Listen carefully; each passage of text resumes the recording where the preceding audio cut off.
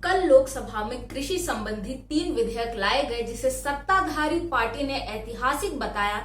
वहीं विरोधियों ने कहा कि इससे छोटे और सीमांत किसानों का नुकसान होगा, उनके लिए यह खतरा है। आज के वीडियो में हम बात करेंगे कि इन विधेयकों में क्या प्रावधान है और किस आधार पर इनका विरोध हो रहा है। सबसे पहले बात करते हैं कृषि उत्पाद व्यापार एवं वाणिज्य अधिनियम, जिसका संबंध होगा कृषि मंडियों से। कृषि मंडियों के एकाधिकार को खत्म करने के लिए सरकार ने पहले ही घोषणा कर दी थी, जिसे लागू करने के लिए अब यह अधिनियम लाया गया है। इसके तहत किसान स्वतंत्र होंगे अपना कृषि उत्पाद किसी को भी कहीं भी बेचने के लिए। वे मंडियों में ही इसे बेचने के लिए बाध्य नहीं होंगे। इसका विरोध इस आधार पर हो रहा है कि सरकारों की जो कमाई होती थी मंडी शुल्क से, वह नहीं होगी। इस प्रकार राज्य के राजस्व में कमी आएगी। इसका एक और लाभ है कि जो किसान होंगे वह अपने अनुसार मूल्य निर्धारित कर सकेंगे और बेहतर मूल्य पा सकेंगे अपनी फसलों के लिए। साथ ही वे राज्य की सीमाओं में बाध्य नहीं रहेंगे, वे दूसरे राज्यों में भी अपना उत्पाद बेच पाएंगे। इसके विरोध में एक तर्क यह भी आया है कि जो कमीशन एजेंट होते हैं उनका काम खत्म हो जाएगा, उनको नुकसान पहुंचेगा। यह एक विडंबना है। पहले हम बात करते हैं कि बिचौलियों को हटाना है, किसानों की आय को बढ़ाना है, लेकिन जब कोई अधिनियम आता है तो हमें अचानक बिचौलियों की भी चिंता हो जाती है। चौथी बात जो इस अधिनियम में है वह यह है कि इससे ई ट्रेडिंग को भी बढ़ावा दिया जाना है। लेकिन इस पर प्रश्न उठा है कि जो सरकारी ई नाम है, यानी जो इलेक्ट्रॉनिक मंडी है, वह भी एक प्रकार के फिजिकल मंडी पर ही आधारित होती है। ऐसे में जब मंडियों को ध्वस्त किया जा रहा है तो उन्हें कैसे चलाया जाएगा, यह एक प्रश्न उठा है। दूसरा जो विधेयक आया है उसका संबंध है कॉन्ट्रैक्ट फार्मिंग से।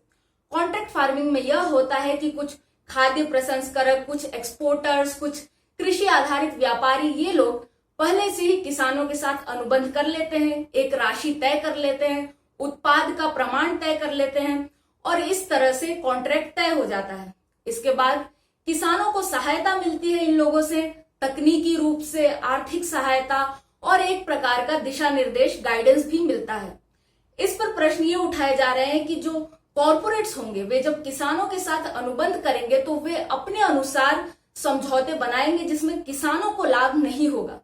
दूसरा प्रश्न जो इस पे उठाया जा रहा है वह यह है कि इसके जो विवाद होंगे, हालांकि उसे सुलझाने के लिए अलग से प्रावधान दिया गया है, लेकिन विरोधियों का कहना है कि इन विवादों को सुलझाने में कॉर्पोरेट्स का वर्चस्व रहेगा, क्योंकि उनके पास कानूनी ताकत रहती है, उनका प्रभाव रहता है। ऐसे में किसान पीछे रह जाएंगे। एक और बात जो कॉन्ट्रैक्ट फार्मिंग में है वह यह है कि जो छोटे किसान होते हैं, यानी जिनकी 5 हेक्टेयर से कम की भूमि होती है, वे एक संगठन बनाकर कॉन्ट्रैक्ट कर सकते हैं। लेकिन विरोधियों का कहना है कि जो कॉन्ट्रैक्ट के लिए कंपनियां आएंगी वे छोटे किसानों तक पहुंच ही नहीं पाएंगी। ऐसे में उन्हें लाभ नहीं मिलेगा कॉन्ट्रैक्ट फार्मिंग का किसी प्रकार से। लेकिन एक और हम देखें तो कृषि में अनिश्चितता होती है, कभी मौसम के कारण, कभी किसी प्रकार की समस्या के कारण फसल खराब हो जाती है।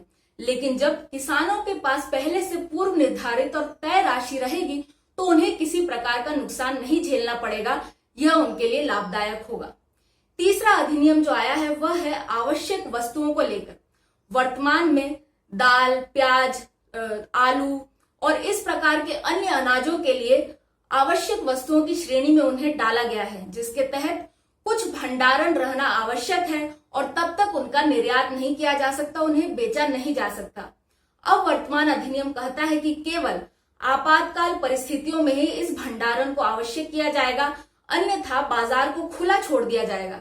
इससे ये होगा कि जो प्रत्यक्ष विदेशी निवेश है वह भारत में आएगा और जब विदेशी कंपनियां कृषि में खर्च करेंगी तो इंफ्रास्ट्रक्चर बढ़ेगा। हमने समस्या देखी कि कैसे कोल्ड स्टोरेज और आपूर्ति श्रृंखला में हमारे पास इंफ्रास्ट्रक्चर की कमी है। ऐसे में विदेशी निवेश से इसमें सहायता मिलेगी। लेकिन विरोधियों का कहना है कि इससे किसानों को नुकसान पहुंचेगा, क्योंकि ये जो कंपनियां होंगी ये अपने आधार पर भंडारण करेंगी और जब कीमतें बढ़ेंगी तो वह भी इनके नियंत्रण में होगी। साथ ही जो आपातकाल के लिए प्रावधान लाया गया है उसका कहना है कि उसमें कीमत इतनी अधिक है कि वह पहुंचे तब तक समस्या बहुत जटिल हो जाएगी। इस प्रकार हम पाते हैं कि बाजार को खुला करने का प्रयास किया जा रहा है कृषि के लिए, लेकिन उसका विरोध हो रहा है इस आशंका पर कि इससे जो किसान होगा वह असुरक्षित हो जाएगा, उसे किसी प्रकार का संरक्षण प्राप्त नहीं होगा। मैं उन विरोधियों से सिर्फ इतना कहना चाहती हूं कि हमने देखा इतने सालों से किसानों को संरक्षण देने का क्या हुआ। उनकी ना आय बढ़ी, ना उनकी कीमत उन्हें सही मिली उनकी फसलों के लिए। ऐसे में जो विरोधी हैं उनके पास कोई बेहतर विकल्प नहीं है। वे सिर्फ कुछ तर्कों के आधार पर वर्तमान विधेयकों का विरोध करना चाहते हैं। लेकिन यदि कृषि में बाजारी ताकतों को जगह दी जाएगी तो अवश्य ही इसका जो प्रभाव होगा वह सकारात्मक होगा और इसे देखना रोचक होगा।